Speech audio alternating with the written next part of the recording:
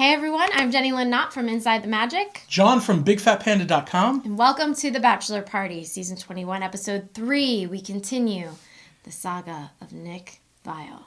We started off with a cocktail party, right? Yep. Because it was a continuation of last week. He's explaining to the girls about what happened with Liz. Which didn't go over, too bad. But I think what was neat was the main reason that Nick says he let Liz go was because he's feeling so optimistic about his relationships with the other girls that he didn't feel like he needed to waste any more time on Liz. Right. It was a good play on it. It was a good spin. It was a good spin. Now, the big thing that happened in this part of the show was while all the other girls are trying to take in this information, what's Corinne busy doing? She's having trench coat rehearsals. Oh, the trench coat. The flash. She wants to be a flasher. Why? Why is this her solution to everything? Corinne seems to be a one-trick pony, right? This is always her go-to. She doesn't ever try any other approach. The solution to everything is to disrobe in some way. I think that's her skill. She doesn't have any other approaches. She doesn't. Now, her motivation is pretty clear. She's getting so serious in the way that she talks about him. She's saying, I'm ready to be serious and settle down. We're ready for commitment. But I'm trying to be engaged to him. Yeah. I think that commitment to her actually equals possession. She pulls out whipped cream. It becomes like a scene. He does engage with the whipped cream a little bit, but you could see he's hesitant. He's struggling. He's struggling with the uncomfortable positions she's putting him in. Did you see the part where he actually looks over at a producer and is like, what do I do? Did you see that? And he says to her, I don't want you to get yourself in trouble. Almost as though he's protecting her, but you could tell it's... No, I know. I know. He's protecting himself. But it was a good Let's be honest. It was a good way to reject her. But then she's a mess. She falls apart. She absolutely unravels. And I think that comes from growing up as an entitled brat. She has no confidence. She doesn't even think she's pretty anymore. This is mental illness. This is. It really is. They've definitely, if Taylor weren't so busy trying to get her out of the house, Taylor might have some work for her sitting right there with Corinne. And she gets so tired from all of this, then she doesn't even show up to the rose ceremony that follows. It's a bit disrespectful. It's just expected that you're going to be there even if you've already had the rose. And again, it continues to show this self-centered entitlement type of attitude. And it also puts a target on her from the other women. As it should. And then he apologizes for her behavior, which I thought was a good move. That's him trying to express to the girls, I don't condone what is happening here. I feel like this is a pot of water, and there's a couple of bubbles coming up from the bottom right before the boil. Does this shirt smell? Oh, I can't smell it over my own stench. So. No, it's not you. It could be me. It's definitely me. Oh, no, I don't smell it there. Okay. Unfortunately. I wish I did, actually. I'd felt better. Then we come to the group date of the episode. We explained group dates to you guys last week. Same concept. There's a group of girls. This time they meet. Backstreet's back. All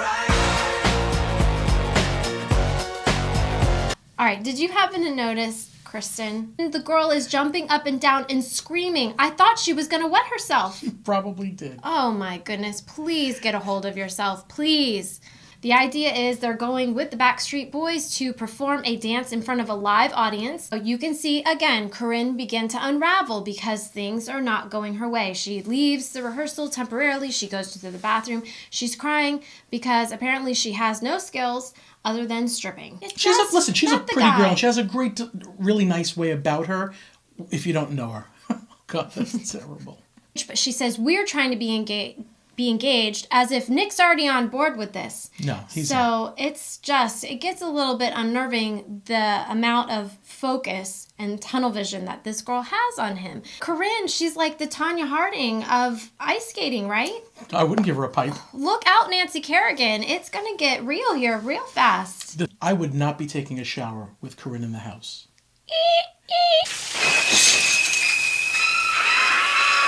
So the Backstreet Boys judging thing goes to Danielle. You can tell that she has his attention, but he's not completely consumed by her. Right. But then we have an interesting development happen. After this whole affair, they go back to the house. But it explains so much. So Corinne reveals to all of the girls in the room that she has a nanny. I have a nanny, Raquel.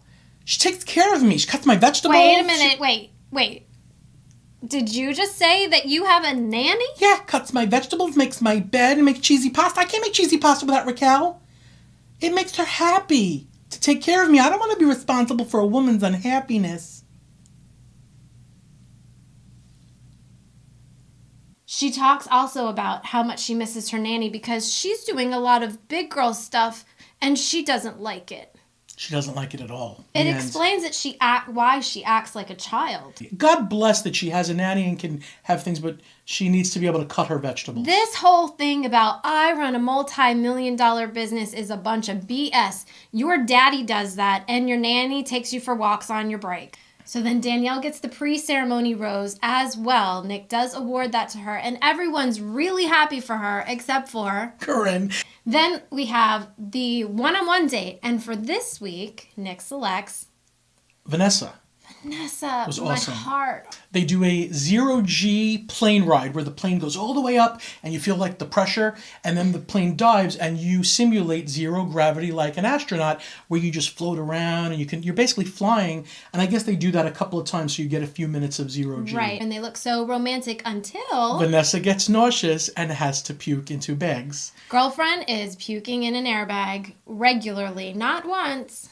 Oh, it's like, it looks like it's 3 or 4 times. I'm pretty sure it's continuous. Nick, I have to say, he did handle it very well where he didn't care. He even kissed her after vomiting. There was something in his face. I agree with that. You cannot deny what was all over his face. That boy, I agree. to some degree, is falling in love with that girl. They have a nice little intimate dinner, but that's where I saw another part of Nick where they just get into an intimate conversation about her dad passing away and Nick tears up. All right, I'm a little embarrassed to say it, but I nearly cried. Me too.